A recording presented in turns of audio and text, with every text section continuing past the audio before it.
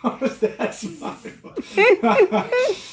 All right, we're here in the home of the Aguilar family here. We got Ian here helping us with a little workout demo. What we're going to start doing at Hardware is posting a workout the day before the workout. It would be at Hardware. So for example, today's workout is going to be some pushing and pulling to take place of Monday's class, which is going to be pushing and pulling. We're going to start doing this every day of the week, so that if you can't make it to the gym, or in case you're not comfortable making it to the gym in these crazy times, at least we can give you a little something so you can keep moving. And the idea here is that we should be able to do these at home. So here's our little demo. First of all, we've got a warm-up of 3 rounds, starting with a front plank. That can be on your hands or on your forearms. Side plank, other side plank, and then 10 slow glute bridge march steps. I'll demo that in a second, but that took us, me and my little family here, about 8 minutes to get through that whole warm-up, so it doesn't take too long. For the glute bridge march, what we're looking to do is to get yourself on your back in some position here where you get your shoulder blades flat to the ground, dig those heels in, and then squeeze your butt so your hips come up really high. That's a glute bridge, so that's going to give you some glute work, hamstring work. And the march is going to be that you're going to do march steps, so you're going to pick one leg up and then put it down. The reason we want slow is because when you start to pick this leg up, your butt is going to want to go drop. And so if you just kind of march through, it can get lazy. So keep your butt squeezed really high, all the way up, all the way down, trying to keep your hips as high as possible. So 10 total steps. And that rounds out your warm-up. So you get front of your core, side of your core, side of your core, back of your core, right? Then we're going into our pushing and pulling variations. So we've got 5 sets of some kind of press, some kind of pull, and then rest. Push, pull, rest. Push, pull, rest. Over and over for 5 sets. Here's where it gets really fun, depending on what you have in your house. So eccentric push-up. The idea here is that we're going to try to focus on slowly lowering yourself, adding that tempo in to replace the idea of trying to move some bigger weights, which you presumably don't have at home, right? Very nice. Look at that. A little wormy on the way up, but we can deal with that.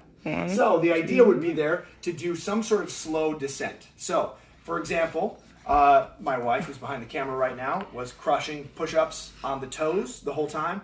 But if you know me personally, you know that I'm dealing with a bit of a shoulder injury that I'm trying to rehab. So I started off doing some slow eccentric push-ups, giving myself maybe trying to get a 5 count before I go back up.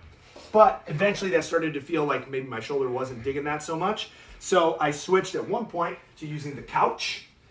So this is a bit of an angle here. It kind of reduces the angle. That is a good one. Then I went to try some knee push-ups.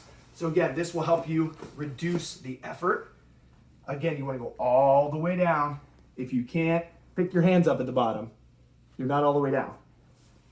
And then eventually, now this is just my special case here, but I actually feel better pressing up. So if you're having an issue pressing this way, but up is going better, I switched to a bit of a handstand push-up using the couch to help me. And I did my descents that way. So any kind of press that you can do that feels good and healthy for you is going to supplement the bench press that you might be missing out on. Nice, Ian. Very nice. Nice. Then we got into the really fun stuff, which was the odd object row, like a bent over row, like we would do with the barbell, or bicep curls, which we had some fun with. Do you want to demonstrate the bent over row with me? I used my odd object, lay down. My odd object is about 50 pounds. And this is how we set it up. Boom. Hook it in there. Give me a leg. Extend your legs. And then we went like this. 1, 2, 3, 4 for 10 reps, right? So we're looking to keep your back nice and flat and pull on something. So that could be a friend, that could be a buddy, or we could get into some odd objects over here. We have, this isn't necessarily super full, but you could use this as a row or as a bicep curl. Due to these tough times, the wife and I were really enjoying using the spiced rum. So I was doing some bicep curls with the spiced rum and going slow on the way down to spend a good amount of time with my friend here. But then we also dug out, what else do we have that's heavy in the house? The cast iron. You could do some curls, or you could do some rowing with the cast iron, or the heaviest thing that we have in our home, the old mixer. So you can do this in a number of ways, but one way would be to be pulling this way or this way. You just kind of get creative with anything you have in the house. And now we'll see how we can film this. Or a train. The other thing we did was a little bicep curl where I had the wife push down on the broomstick. Go, you want to push down? You do it. Push down gently. Just push.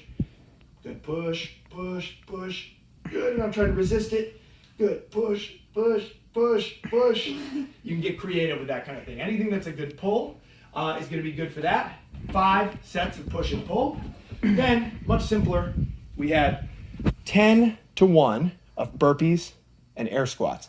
So that means 10 burpees, 10 squats, 9 burpees, 9 squats, 8 burpees, 8 squats, all the way down to 1 and 1, which we did. I'll show you, there's gonna be a little time lapse after this video.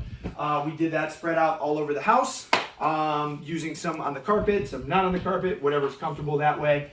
And that took us about 6 or 7 minutes here. I would say you definitely want to allot yourself about 10 minutes so that you can sit on the ground and sweat for a while. Don't forget to stretch and sanitize yourself in these tough times. So have fun with that. Tag hardware on your Instagram story or on an Instagram post so that we know that you did it and we can check in with you and get some of that good community stuff that we're missing at the gym if you're not going to make it in. Good luck. Hope you have fun.